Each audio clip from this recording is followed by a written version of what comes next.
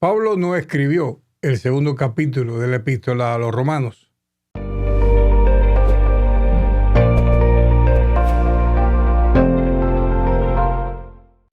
¿Por qué decimos que Pablo no escribió esto?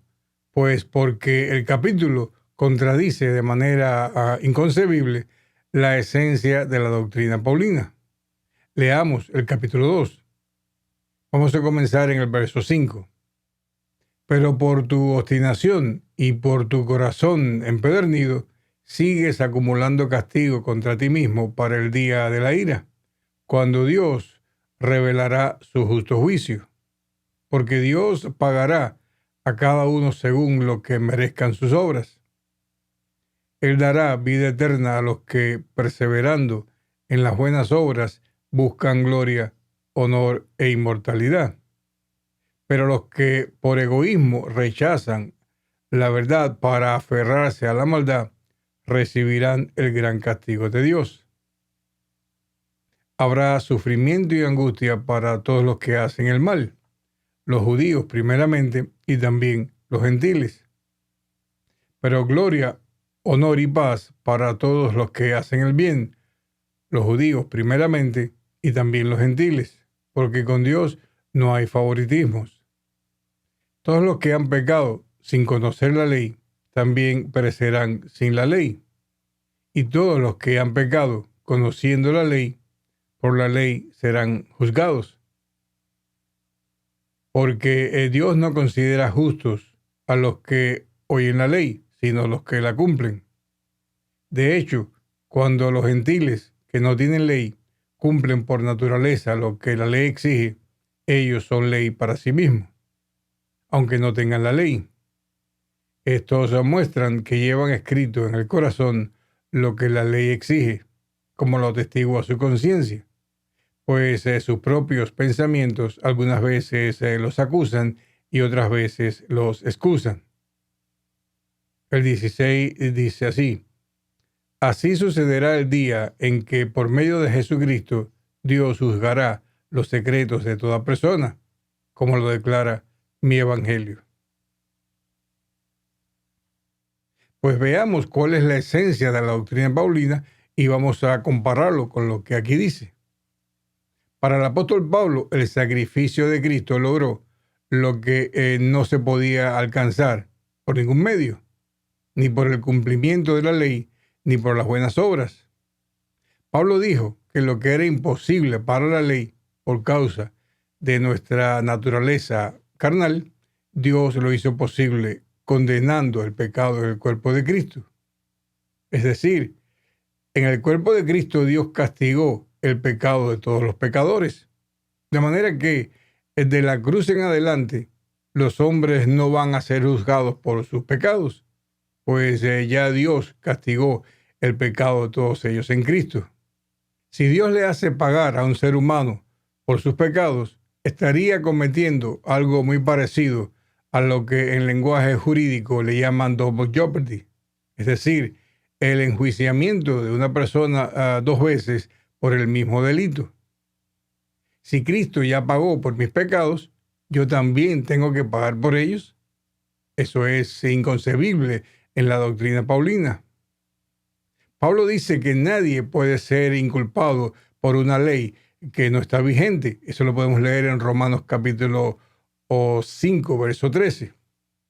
Por medio de un solo hombre, el pecado entró en el mundo, y por medio del pecado entró la muerte.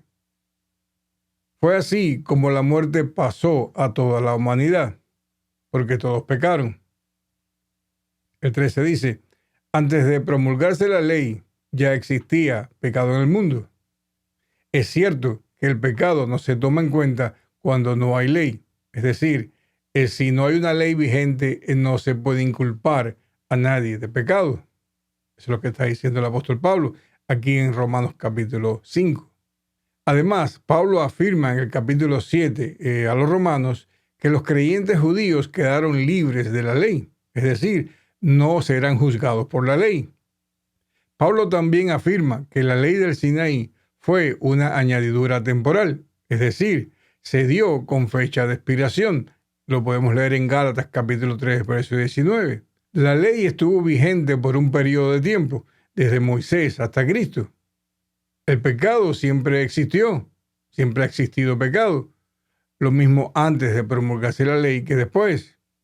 La diferencia radica en que solo en el periodo que estaba vigente la ley, es decir, desde Moisés hasta Cristo, se podía inculpar a los hombres de pecado, porque estaba vigente esa ley.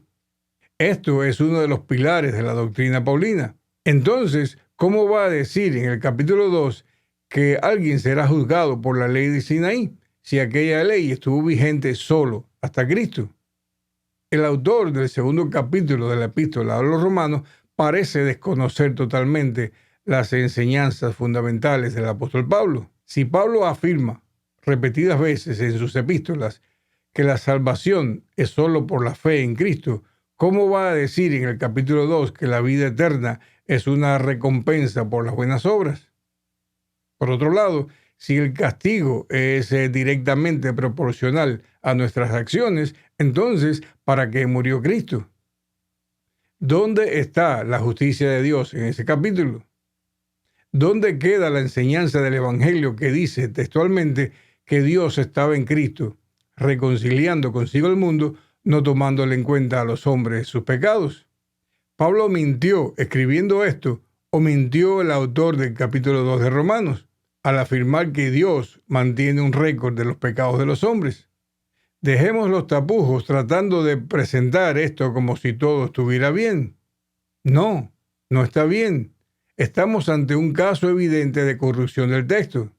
Enfrentemos la realidad. El capítulo 2 de Romanos no va en línea con la esencia del pensamiento paulino expresado en todas sus epístolas.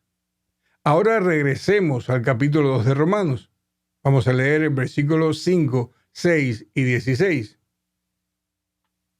Pero por tu obstinación y por tu corazón empedernido, sigues acumulando castigo contra ti mismo para el día de la ira, cuando Dios revelará su justo juicio. Porque Dios pagará a cada uno según lo que merezcan sus obras. Aquí hay un lenguaje un poco raro, especialmente acá donde dice el corazón empedernido, que es un corazón impenitente.